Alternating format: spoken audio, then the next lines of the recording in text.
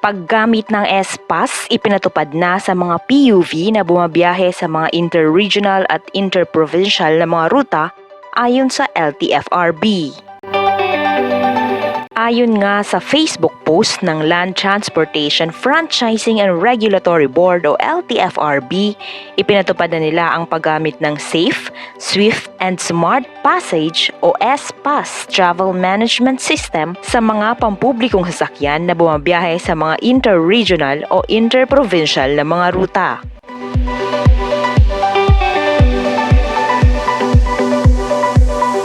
Base sa Memorandum Circular No. 2021-031, alinsunod ang pagpapatupad ng S-Pass sa inilabas ng IATF-EID Resolution No. 101 noong ika-26 ng Pebrero.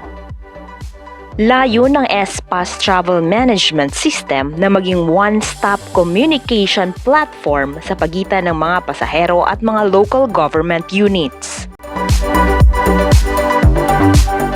Ang pagpapatupad ng S-Pass Travel Management System ay kasunod din ng hiling ng League of Provinces na ipatupad ang naturang sistema para ma-monitor ang mga pumapasok sa kani-kanilang mga lugar, lalo na ang mga hindi authorized persons outside of residence o APOR.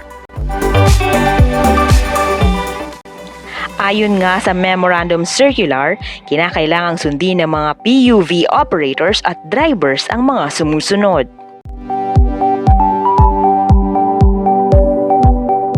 Number 1. Dapat ipaalam ng mga PUV operators sa kanilang mga pasahero ang pag-register sa S-Pass system bago kumuha ng ticket. Number 2. Kinakailangang ipakita ng pasahero ang kanyang S-Pass Proof of Registration kapag bibili ng ticket.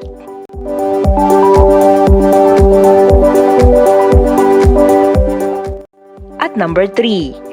Tanging ang mga pasaherong tumugon sa staysafe.ph contact tracing at merong S-Pass lamang ang papayagan sa mga public utility buses.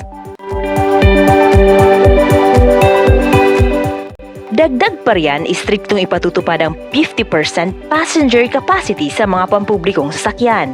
Ngunit papayagan din ang pagtatabi sa loob ng PUV kung may nakalagay na plastic barrier sa pagitan ng mga pasahero. Paano nga ba mag-register sa S-Pass Travel Management System?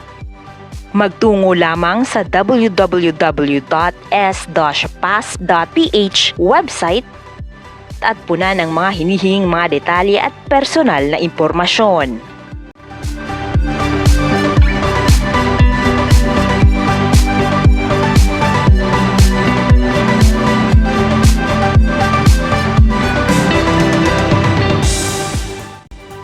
Sa kasalukuyan, narito ang mga lugar sa Bicol Region na gumagamit na ng S-Pass.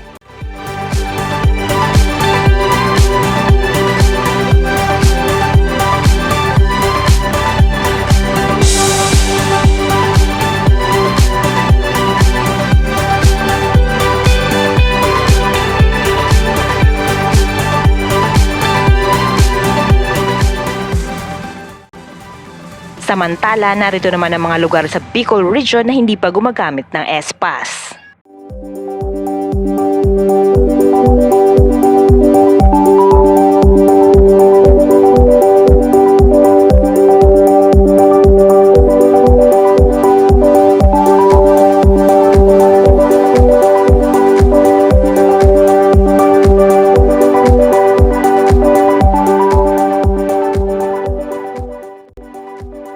Manatiling nakatutok para sa latest update sa Bicol Provincial Buses.